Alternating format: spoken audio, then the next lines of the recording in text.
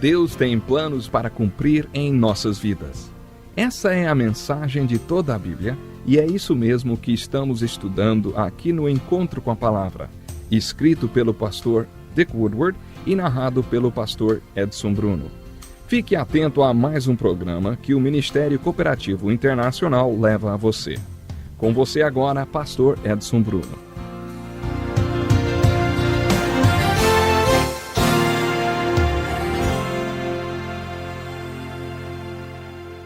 Aqui estamos nós para mais um encontro com a palavra. E como é bom estarmos juntos. Uma das partes mais familiares do livro de Gênesis e também uma das mais controvertidas é encontrada no 3º capítulo de Gênesis. Decidi chamar essa parte de A Crise, como ela era e como ela é. Mas qual foi essa crise de antes e de hoje sobre a qual lemos no 3º capítulo de Gênesis? É a crise que a Bíblia chama de pecado. É a crise que todos nós enfrentamos todos os dias. Vamos agir à maneira de Deus ou à nossa própria maneira? O comentário que a Bíblia faz sobre a natureza humana, como ela era e como ela é o seguinte: somos todos como ovelhas desgarradas, cada um tomou um caminho diferente. Essa é a natureza humana. Deus fez de nós criaturas de escolha, segundo as Escrituras. E porque somos criaturas de escolha, podemos fazer a vontade de Deus, bem como a nossa própria vontade. Podemos fazer tudo à nossa maneira, ou agir segundo a maneira de Deus. Robert Louis Stevenson, um famoso escritor, disse uma vez: cedo ou tarde, todo homem deve participar de um banquete de consequências. É isso que as Escrituras vão tentar nos mostrar. Existe um banquete de consequências e nós temos de participar dele. Mas nós somos criaturas de escolhas. Podemos fazer esse banquete de consequências de acordo com nossas escolhas. O 3º capítulo de Gênesis descreve a primeira vez em que essa crise aconteceu. É uma batalha de vontades, a vontade do homem ou a vontade de Deus, como ela era, para que possamos entender essa batalha como ela é hoje. A base para o capítulo 3 é fornecida no capítulo 2, versículo 8 e 9. É uma descrição sobre o que iremos ler no capítulo 3. O Senhor Deus plantou um jardim no leste do Éden e lá ele colocou o homem que tinha acabado de ser criado. E o Senhor Deus fez crescer belas árvores frutíferas para que o homem pudesse se alimentar. Também havia no meio do jardim a árvore da vida e a árvore do conhecimento do bem e do mal. Uma das perguntas mais frequentes sobre esse assunto é: o que Adão e Eva fizeram no jardim do Éden? Se procurarmos a resposta no 3º capítulo de Gênesis, fazendo as perguntas o que está escrito mesmo, o que isso quer dizer, o que isso significa e o que isso significa para mim, ao contrário do que você possa ter ouvido, nenhuma maçã é mencionada no 3º capítulo de Gênesis. Não sei de onde tiramos a ideia de que eles comeram uma maçã. Como dissemos nas nossas lições sobre os capítulos 1 e 2, sobre a criação do homem e da mulher, quando Deus os uniu em uma união sexual, o que eles fizeram no capítulo 3 não foi um pecado sexual. Muita gente pensa que foi uma relação sexual. É até engraçado pensar nesse contexto. Mas o que aconteceu lá? Mais uma vez, temos um exemplo do princípio do estudo bíblico que eu compartilhei com você na introdução à Bíblia. Esse princípio diz o seguinte: um evento pode ser histórico e, sem perder sua historicidade, ele também pode ter significados alegóricos. Não fique com medo da palavra alegórico. Paulo diz em Gálatas 4, 22 a 24, Abraão teve 2 filhos. Isso é uma alegoria. Agora, isso é história, mas é também uma alegoria. Se procurarmos pela definição da palavra alegoria, encontraremos mais ou menos isso. Uma alegoria é uma história na qual as pessoas, lugares e coisas têm um outro significado, geralmente com algum tipo de instrução moral. É uma história na qual as pessoas, lugares e coisas têm um significado a mais, além do significado histórico ou óbvio. Nesse sentido, o que temos em Gênesis capítulo 3 é uma alegoria. E tem mais. Você já viu alguma árvore do conhecimento? Você conhece alguma árvore da vida? Você já ouviu uma voz caminhando? Ou já viu uma voz caminhando? Tudo isso são símbolos. No capítulo 3 do livro de Gênesis, eles devem ser uma linguagem alegórica. O apóstolo Paulo disse: os judeus pedem um sinal. O que ele queria dizer com isso é que os judeus pensavam em uma bela linguagem de sinais ou figurada. É isso que o Apocalipse, o último livro da Bíblia, utiliza para mostrar todo o seu contexto. O Apocalipse é a mais bela linguagem figurada que você poderia imaginar. Em Gênesis capítulo 3, temos linguagem figurada. Essa linguagem figurada, ou essa alegoria, está transmitindo uma mensagem muito profunda sobre a crise como ela era e, especialmente, sobre a crise como ela é. Em Gênesis capítulo 2, versículos 8 e 9, vemos que esse jardim criado por Deus para o homem satisfaria as necessidades do homem. O homem foi posto entre as árvores. Essas árvores são descritas deixando bem claro como elas satisfazem as necessidades do homem. Existe uma ordem de prioridade. Primeiramente, essas árvores deveriam satisfazer as necessidades dos olhos dos homens. Também deveriam satisfazer a necessidade do homem por comida e deveriam dar vida ao homem. Mas havia uma árvore chamada de árvore do conhecimento, e eles não tinham permissão para comer da fruta dessa árvore. É isso que aprendemos no capítulo 2, versículos 8 e 9 do livro de Gênesis. No capítulo 3, quando eles pecaram, ou quando eles decidiram seguir o seu próprio caminho fora da vontade de Deus, note que a ordem de prioridade sobre aquelas árvores fica confusa. Eles não colocaram os olhos em primeiro, o alimento em segundo e a vida em terceiro, sem o conhecimento.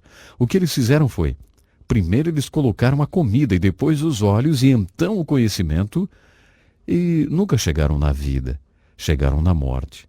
O que isso quer dizer alegoricamente? Eu acho que essa mensagem quer nos passar algo muito bonito.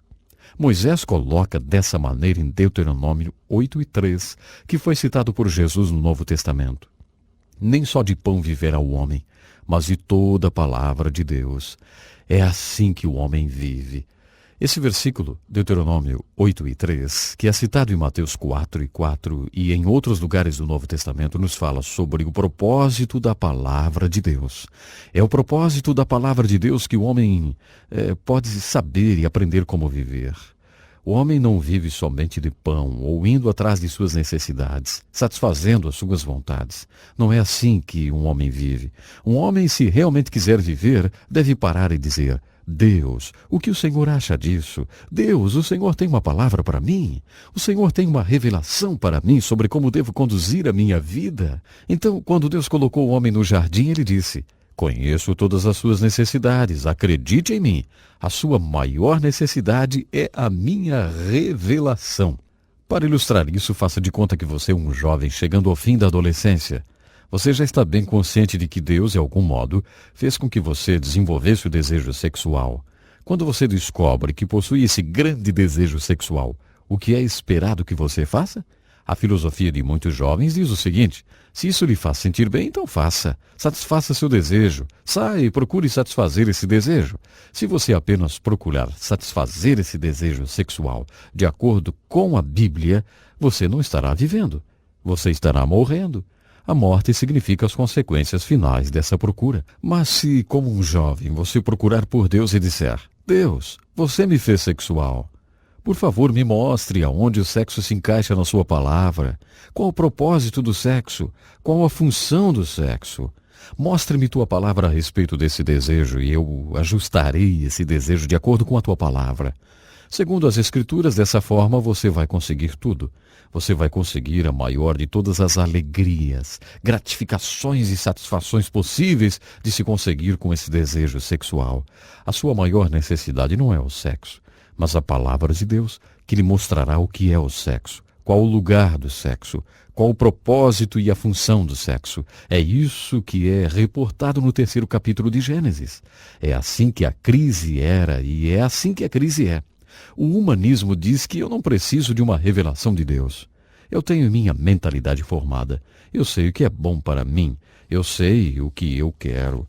Eu não preciso de uma revelação de Deus. Não diga: o Senhor é o meu pastor. Eu não sou uma ovelha. Eu não preciso de um pastor. Isso é o humanismo. Eu acredito que isto é pecado. Essa é a crise do pecado descrita em Gênesis capítulo 3.